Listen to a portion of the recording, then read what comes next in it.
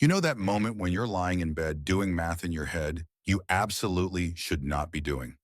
Like, okay, I've got this much in savings, this much in investments, I'm this many years old. At this rate, I'll be um, 93 by the time I feel comfortable. Meanwhile, everyone online seems to be talking in big numbers. Six-figure portfolios, 500,000 net worth, hit my first million before 35, and you're just staring at your banking app thinking, I'm not there. But I'm not starting from zero either. So why doesn't it feel like it's getting easier? That exact question is what got into my head too. My name's Threk, and I spend way too much time thinking about money, human behavior, and why there's this weird turning point in people's financial lives where things suddenly start to feel lighter. Not rich, not, I never worry about money again, but different. And the more I thought about it, the more I realized something kind of surprising. There's this level, roughly around $250,000, where money stops behaving the way you're used to.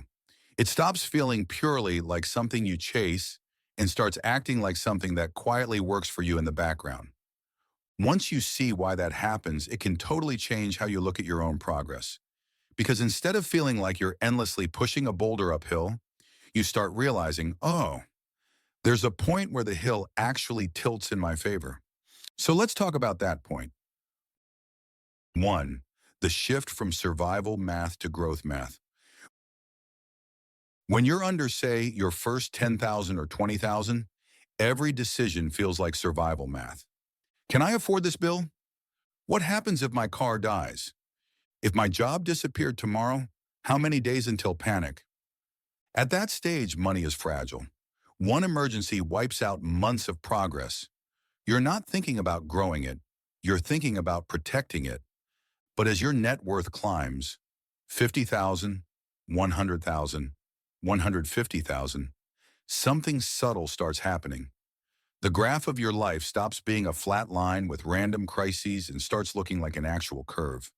Around $250,000, that curve gets real. Because at that level, even a modest return, say 5 to 7% in a year, means your money can grow by over 10 to 15,000 without you doing anything fancy. That's more than a lot of people save from their paychecks in an entire year. Why does that matter for you? Because once your growth from investment starts competing with your contributions from work, the game changes. You're not the only one pushing anymore. Your money has picked up a shovel and started helping. Actionable bit here.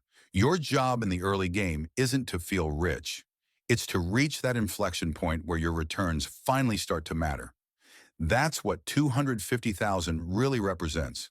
Not a trophy, but a tipping point. Two, risk feels different after 250,000. Think about how a $1,000 mistake feels when you have 3,000 to your name versus when you have 250,000. In the first scenario, that's a gut punch. In the second, it's annoying, but not identity shattering. At 250,000, risk stops feeling like falling off a cliff and starts feeling more like stumbling on a sidewalk. Still not great, but you're not rewriting your whole life over it. That emotional distance is huge. It means you can sit through market drops without completely freaking out. Take smarter career risks because you're not one paycheck away from crisis. Actually think long-term instead of constantly firefighting. I remember the first time I realized this in my own life. I watched my investments drop by several thousand in a single week, and my brain did that old panic thing. And then another part of me went, wait, I'm still okay. Nothing in my actual daily life changed. That's when I understood real wealth isn't the number you see. It's how calm you feel when that number moves. So on your way to 250,000, don't just track the dollars. Notice how your decisions change. Notice how you stop saying, I hope nothing goes wrong, and start saying, if something goes wrong, I'll handle it. That's financial gravity shifting under your feet. Three, options start to appear out of nowhere. Here's the sneaky part. 250,000 isn't just about money, it's about options. When you've got that kind of base, taking a lower paying job you actually like becomes possible.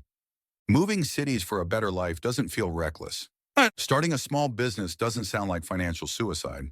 It's like life goes from one narrow hallway to multiple doors. And the funny thing is, from the outside, nothing looks dramatically different. You're still just you. Same clothes, same friends, same bad coffee. But internally, you're playing a totally different game. You're no longer asking, how do I survive this month? You're asking, what do I want the next decade to look like? If you're not at 250,000 yet, here's the shift that helps. Instead of obsessing over the exact number, focus on building systems that reliably move you toward it. Automatic investing, controlled lifestyle creep, constant skill building for higher income. Because once you get there, those same systems don't stop. They just start snowballing harder. Conclusion. So yeah, $250,000 changes everything. Not because you suddenly become rich, but because your money's growth starts meaningfully helping your progress. Risk becomes less terrifying and more manageable. Real-life options quietly multiply in the background. The wild part is, it may not feel dramatic the day you cross that line. There's no confetti, no special sound effect from your banking app. It's more like walking into a room you've technically been in before and realizing for the first time how much space you actually have to move.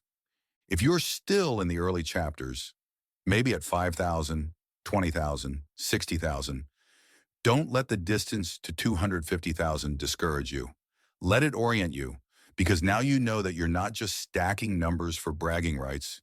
You're marching toward a very real tipping point where money finally starts bending in your favor. Just keep going. Keep adding.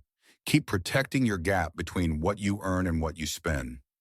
You might wake up one day, open that same banking app, see 250,000, and realize that from here on out, you're not pushing alone anymore.